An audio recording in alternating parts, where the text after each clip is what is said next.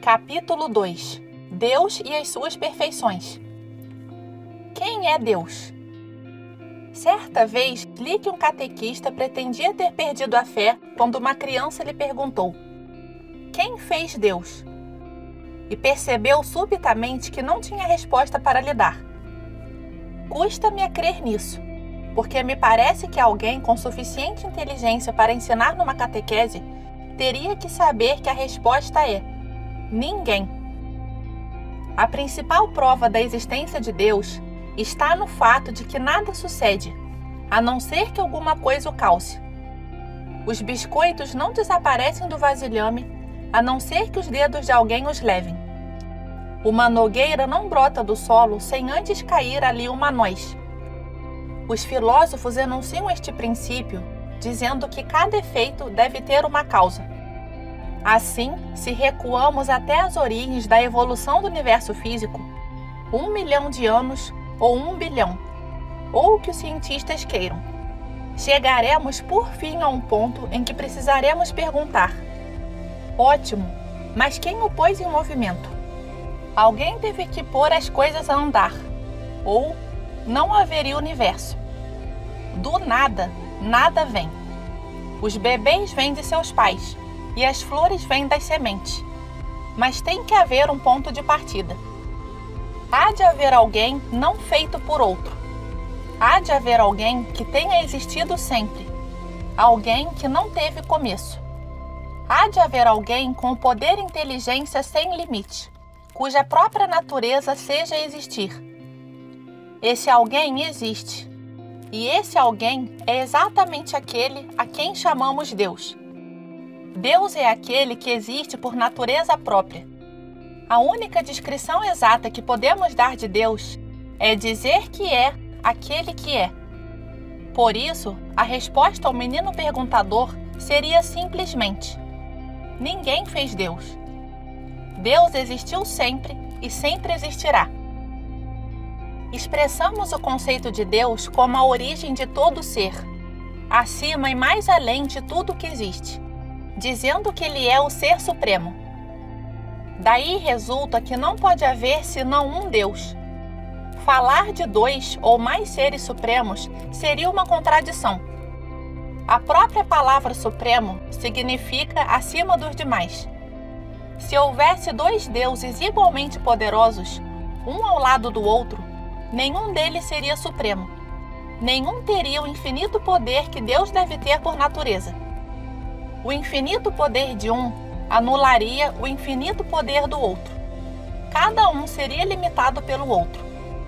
Como diz Santo Atanásio, falar de vários deuses igualmente onipotentes é como falar de vários deuses igualmente impotentes.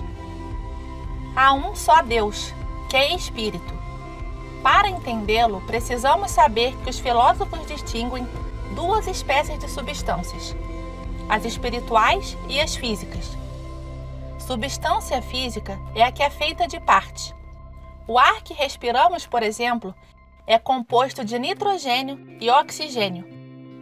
Estes, por sua vez, de moléculas, e as moléculas de átomos, de nêutrons e prótons e elétrons. Cada pequeno fragmento do universo material é feito de substâncias físicas. As substâncias físicas trazem em si os elementos da sua própria destruição, já que suas partes podem separar-se por corrupção ou destruição. Pelo contrário, uma substância espiritual não tem partes, não tem nada que possa quebrar-se, corromper-se, separar-se ou dividir-se. Isto se expressa em filosofia dizendo que uma substância espiritual é uma substância simples. Esta é a razão pela qual as substâncias espirituais são imortais. A não ser por um ato direto de Deus, jamais deixarão de existir. Conhecemos 3 espécies de substâncias espirituais.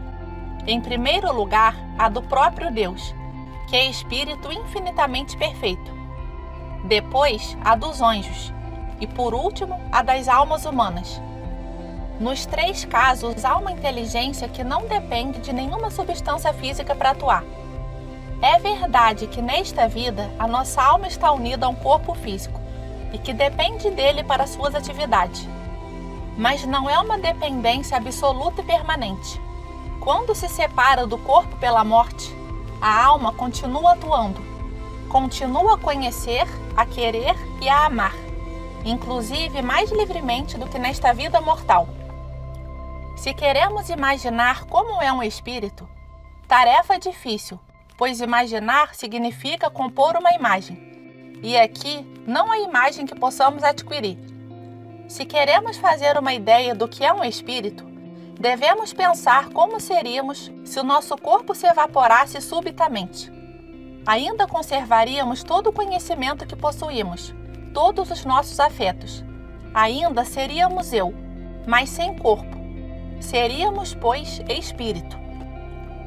Se espírito é uma palavra difícil de compreender, infinito ainda o é mais. Infinito significa não finito, e por sua vez, finito quer dizer limitado. Uma coisa é limitada quando tem um limite ou capacidade que não pode ultrapassar. Todo criado é finito de algum modo. Tem limites a água que o Oceano Pacífico pode conter. Tem limites a energia do átomo de hidrogênio. Tem limites, inclusive, a santidade da Virgem Maria.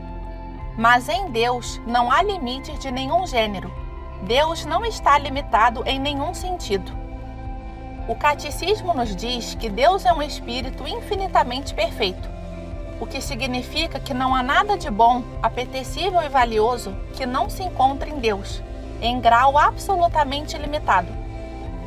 Talvez o expressemos melhor se invertermos a frase e dissermos que nada há de bom, apetecível ou valioso no universo que não seja reflexo, uma faísquinha, poderíamos dizer, dessa mesma qualidade segundo existe incomensuravelmente em Deus. A beleza de uma flor, por exemplo, é um reflexo minúsculo da beleza sem limites de Deus, assim como um fugaz raio de lua é um pálido reflexo da cegante luz solar. As perfeições de Deus são da mesma substância de Deus. Se quiséssemos expressar-nos com perfeita exatidão, não diríamos que Deus é bom, mas sim que Deus é a bondade. Deus, falando com propriedade, não é sábio, é a sabedoria.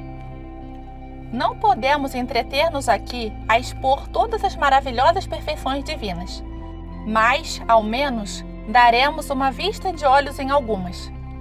Já tratamos de uma das perfeições de Deus, a sua eternidade. Homens e anjos podem ser qualificados de eternos, já que nunca morrerão, mas tiveram princípio e estão sujeitos a mudanças. Só Deus é eterno em sentido absoluto. Não só jamais morrerá, como também jamais houve um tempo em que não existisse. Ele será, como sempre foi, sem mudança alguma. Deus é, como dissemos, bondade infinita. Não há limites à sua bondade, que é tal que ver a Deus será amá-lo com amor irresistível. E essa bondade se derrama continuamente sobre nós. Alguém poderá perguntar: se Deus é tão bom, por que permite tantos sofrimentos e males no mundo? Por que deixa que haja crimes, doenças e misérias? Escreveram-se bibliotecas inteiras sobre o problema do mal, e não se poderá pretender que tratemos aqui deste tema como merece. Não obstante, o que podemos é mencionar que o mal, tanto físico como moral, na medida em que afeta os seres humanos, veio ao mundo como consequência do pecado do homem. Deus, que deu ao homem o livre-arbítrio e pôs em marcha seu plano para a humanidade, não anda interferindo continuamente para arrebatar-lhe esse dom da liberdade. Com esse livre-arbítrio que Deus nos deu, temos que lavrar o nosso destino até o seu final, até a felicidade eterna, se a escolhermos como meta e se quisermos aceitar e utilizar o auxílio da graça divina, mas livres até o fim. O mal é ideia do homem, não de Deus. E se o inocente e o justo tem que sofrer a maldade dos maus, sua recompensa no final será maior. Seus sofrimentos e lágrimas nada serão em comparação com o gozo vindouro. E, no entretanto, Deus guarda sempre os que o guardam em seu coração. A seguir vem a realidade do infinito conhecimento de Deus. Todo o tempo, passado, presente e futuro, todas as coisas, as que são e as que poderiam ser, todo o conhecimento possível é o que poderíamos chamar um único grande pensamento da mente divina. A mente de Deus contém todos os tempos e toda a criação, assim como o ventre materno contém toda a criança. Deus sabe o que farei amanhã? Sim. E na próxima semana? Também. Então, não é o mesmo que ter que fazê-lo? Se Deus sabe que na terça-feira irei de visita à casa de tia Beatriz, como posso não fazê-lo? Esta aparente dificuldade, que um momento de reflexão nos resolverá, nasce de confundirmos Deus conhecedor com Deus causador. Que Deus saiba que irei ver minha tia Beatriz não é a causa que me faz ir. Antes, ao contrário, é a minha decisão de ir à casa de minha tia Beatriz que dá pé para que Deus o saiba. O fato de o meteorologista, estudando seus mapas, saber que choverá amanhã, não causa chuva. É ao contrário. A condição indispensável que faz que amanhã vai chover é que proporciona ao meteorologista a base para saber que amanhã choverá. Para sermos teologicamente exatos, convém dizer aqui que, falando em termos absolutos, Deus é a causa de tudo o que acontece. Deus é, por natureza, a primeira causa. Isto quer dizer que nada existe, nem nada acontece que não tenha sua origem no poder infinito de Deus. No entanto, não há necessidade de entrar aqui na questão filosófica da causalidade. Para o nosso propósito, basta saber que a presciência divina não me obriga a fazer o que eu livremente decido fazer. Outra perfeição de Deus é que não há limites à sua presença. Dizemos dele que é onipresente. Está sempre em toda a parte. E como poderia ser de outro modo, se não há lugares fora de Deus? Ele está neste escritório em que escrevo, está no quarto em que você me ouve. Se algum dia uma aeronave chegar a Marte ou a Vênus, o astronauta não estará só ao alcançar o planeta. Deus estará ali. Note-se que a presença sem limites de Deus nada tem a ver com o tamanho. O tamanho é algo que pertence à matéria física. Grande e pequeno não têm sentido se aplicados a um espírito, e menos ainda a Deus. Não é que uma parte de Deus esteja num lugar e outra noutro. Todo Deus está em toda parte. Tratando-se de Deus, espaço é palavra tão sem significado como tamanho. Outra perfeição divina é seu poder infinito. Deus pode fazer tudo, é onipotente. Pode fazer um círculo quadrado? Poderia alguém perguntar. Não, porque um círculo quadrado não é algo, é nada. É uma contradição nos seus próprios termos, como dizer luz do dia referindo-se à noite. Deus pode pecar? Não de novo, porque o pecado é nada, é uma falha na obediência devida a Deus. Enfim, Deus pode fazer tudo, menos o que é não ser, nada. Deus é também infinitamente sábio. Foi Ele quem fez tudo, de tal modo que, evidentemente, sabe qual é a melhor maneira de usar as coisas que fez. Qual é o melhor plano para as suas criaturas? Alguém que se queixe. Por que Deus faz isto? Ou, por que Deus não faz isto e aquilo?